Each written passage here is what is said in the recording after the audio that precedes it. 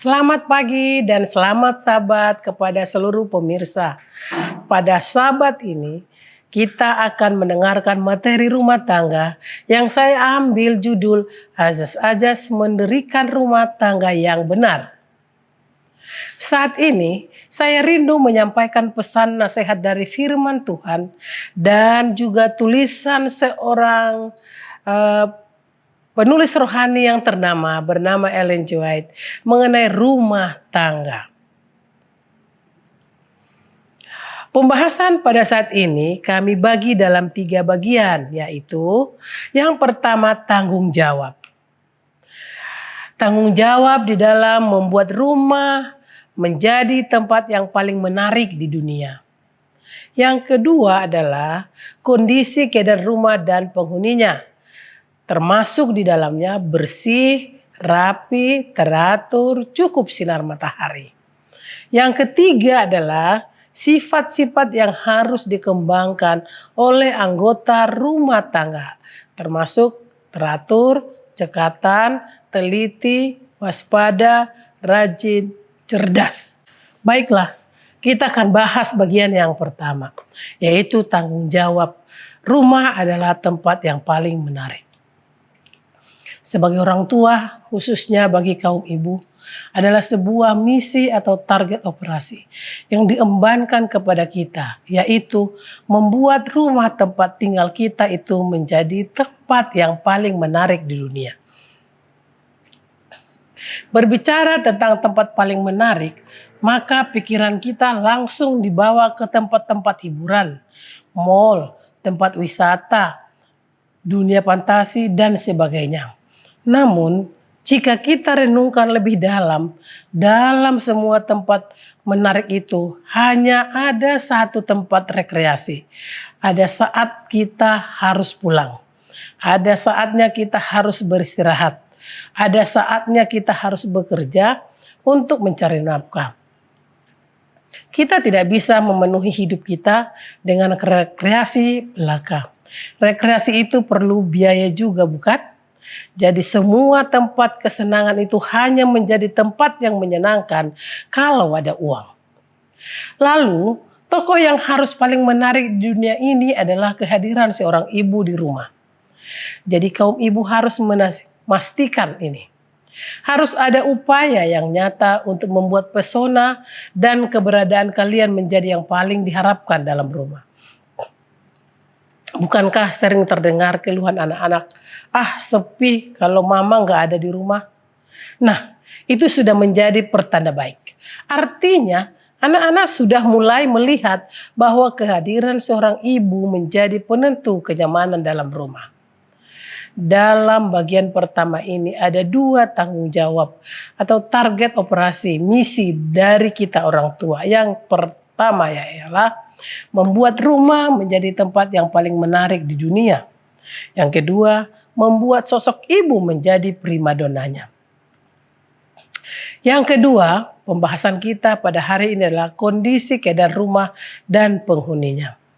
Pada bagian kedua ini kita mendapatkan nasihat praktis untuk memastikan agar rumah dapat menjadi tempat yang paling menarik di dunia. Nasihat itu menyatakan bahwa perlu ada sejumlah atau kondisi keadaan yang harus ada dalam rumah dan dalam diri setiap penghuninya untuk mencapai target operasi tersebut. Keadaan atau kondisi itu adalah 2K. Apa itu 2K? Yang pertama, kebersihan. Baik kebersihan di rumah maupun kebersihan dalam diri anggota keluarga tersebut. Ada pepatah yang menyatakan bahwa kebersihan adalah sebagian dari iman. Dalam Alkitab dan dalam realita kehidupan, sering kita melihat bahwa mereka yang dirasuki setan cenderung kotor dan menjijikkan. Jadi harus ada upaya yang nyata untuk memastikan kebersihan menjadi suasana dalam rumah tanpa terkecuali. Sinar matahari harus masuk cukup menerusi ruangan dalam rumah. Sinar matahari ini juga dapat membunuh kuman dalam rumah. Yang kedua adalah kerapian atau keteraturan. Ruangan tertata dengan baik. Barang-barang ditempatkan di tempat yang semestinya. Rumah yang berantakan mengisyaratkan bahwa penghuninya kurang peduli. Umat Kristen harus terkenal dengan kerapian. Coba perhatikan bahwa gantinya mensyaratkan kemewahan, keglamoran, banyaknya perabotan, dan hebatnya fasilitas di rumah. Malah mendesakkan kebersihan dan kerapian dan keteraturan untuk mewujudkan rumah menjadi tempat yang paling menarik di bumi. Artinya, bukan kemewahan, bukan juga keglamoran, bukan banyaknya perabotan, dan bukan juga hebatnya fasilitas yang membuat rumah itu menjadi tempat yang menarik, melainkan kebersihan dan kerapian dan keteraturan. Seorang penulis menyatakan bahwa kegagalan dalam menyediakan suasana tersebut akan berdampak pada kesehatan anggota keluarga, termasuk anak-anak. Perkembangan fisik dan mental, bahkan juga moral anak-anak. Jangan gampang menyalahkan apapun dan siapapun ketika penyakit datang, lalu menularkan kepada anggota keluarga yang lain serta masyarakat luas. Padahal kita yang lalai menjaga kebersihan di rumah dan pada tubuh kita. Setiap anggota rumah tangga harus dilatih untuk menunjukkan rupa yang tidak dapat dicela, suatu wajah yang menghormati Allah.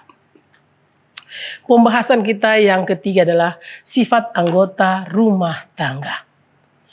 Allah tidak menyukai ketidakteraturan, kelambanan, dan kekurang telitian. Bagi Allah, hal-hal tersebut adalah kejahatan yang serius dan dapat menurunkan kadar sayang seseorang suami kepada istrinya atau sebaliknya. Jika salah satu pasangan menyukai keteraturan sementara pasangannya lalai untuk menjaganya, adalah fakta bahwa rumah tangga akan menjadi nyaman dan bergembira jika keteraturan menjadi kesukaan setiap anggota rumah tangga.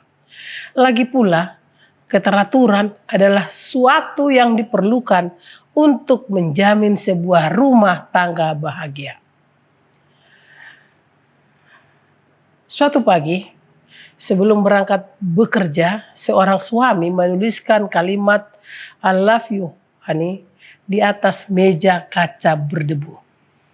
Sore harinya ketika ia pulang, dia mendapatkan jawaban tertulis dari istrinya tepat di bawah tulisan itu.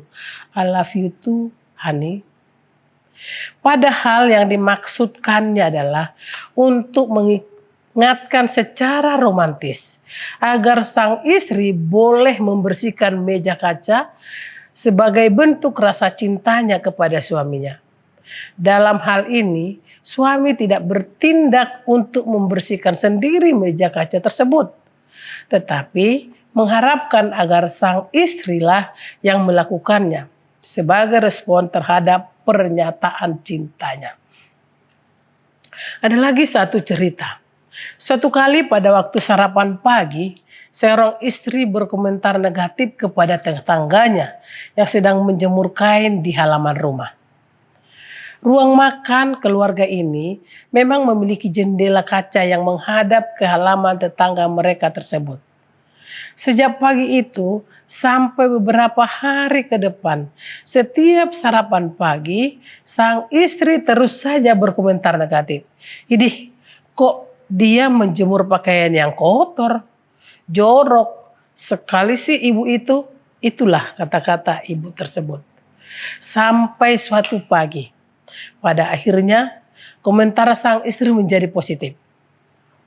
"Wah, ini baru tetangga yang betul. Baru hari ini dia menjemur pakaian yang bersih." Setengah jengkel, sang suami berkata, "Saya baru bersihkan kaca jendela kita kemarin sore." Dalam kisah ini, kita melihat betapa istri tidak menyadari bahwa komentar negatifnya terhadap pakaian tetangga yang dijemur ternyata adalah karena jendela kaca mereka lah yang ternyata kotor. Suami pun bertindak sebagai bentuk protesnya, bukan cintanya, untuk menyadarkan sang istri tentang kekeliruan penilaiannya terhadap kualitas cucian tetangga. Dalam rumah tangga, kewaspadaan dan kerajinan harus berpadu erat. Dalam bahasa kerennya, kewaspadaan dan kerajinan harus terintegrasi dengan baik. Tabiat Kristen akan berkembang baik dan seimbang jika kewaspadaan dan kerajinan terpadu diperkembang dalam kehidupan rumah tangga. Kewaspadaan dan kerajinan ini juga harus terlihat dalam peribadatan keluarga sehubungan dengan persiapan untuk menantikan kedatangan Yesus yang kedua kali. Dalam membangun rumah tangga yang berbahagia, berusahalah untuk menyediakan fasilitas yang akan meringankan pekerjaan dan meningkatkan kesehatan. Karena kaum ibu adalah ratu dalam rumah tangga, adalah baik untuk juga belajar dan membaca, mencari informasi. Membaca buku bukan saja baik untuk pengetahuan sehingga boleh mengimbangi suami dalam berdiskusi dan juga dengan anak-anak dengan segala kemajuan pengetahuan yang mereka dapatkan di sekolah. Tetapi membaca juga akan membuat kaum ibu dapat menikmati kehidupan dan jauh dari kebosanan. Lebih daripada itu, pengetahuan yang didapat melalui membaca akan memampukan mereka untuk melihat kebutuhan fasilitas yang perlu disediakan di rumah agar pekerjaan menjadi lebih efektif dan efisien serta kesehatan dapat terjaga dengan baik.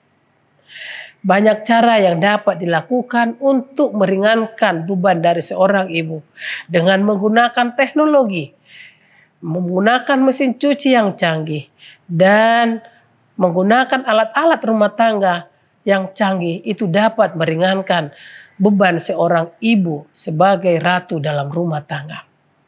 Tugas di rumah tangga walaupun tampak sederhana adalah tugas yang diberkati Allah. Perlu kecerdasan dan komitmen untuk membuat segala pekerjaan tersebut diselesaikan dengan baik, efisien, dan efektif. Segala pekerjaan di rumah tangga itu adalah penting. Mencuci piring, mengatur meja, memasak, mencuci pakaian adalah pekerjaan penting karena berhubungan dengan peningkatan moral. Bahkan pekerjaan itu sama berharganya dengan pekerjaan yang disuruhkan Allah kepada malaikat Gabriel dan nabi-nabi. Pekerjaan di rumah tangga itu menuntut kesetiaan, ketaatan, dan kasih. Dan bukan itu adalah sebagian dari ekspresi moral seseorang. Dari materi ini, dari pelajaran ini dapat kita simpulkan, rumah harus menjadi tempat yang paling menarik di bumi. Dan kehadiran seorang ibu dalam rumah tangga adalah magnet penarikannya. Kebersihan dan kerapian dan keteraturan adalah syarat untuk membuat rumah menjadi tempat yang paling menarik. Kekotoran, ketidakteraturan, kelambanan, dan kekurang telitian seseorang dapat mengakibatkan kurangnya rasa sayang pasangannya dan anak-anaknya kepada seorang ibu.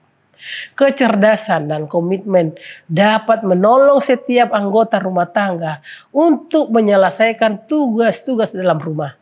Tugas-tugas dalam rumah adalah sama pentingnya dengan tugas yang disuruhkan oleh Allah untuk dilakukan oleh malaikat dan para nabi.